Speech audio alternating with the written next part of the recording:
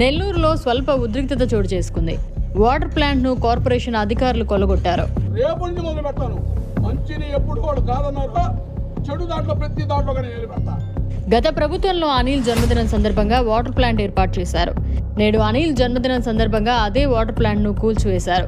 దీంతో YSR Congress party corporator నిరసన వ్యక్తం చేశారు. పేదలకు ఉపయోగపడే వాటర్ ప్లాంట్ పాల్గొనడం జరిగింది. మీరు మొబైల్ అయితే మీకు దమ్ముంటే ఏడే ఉన్నాడు మనిషి.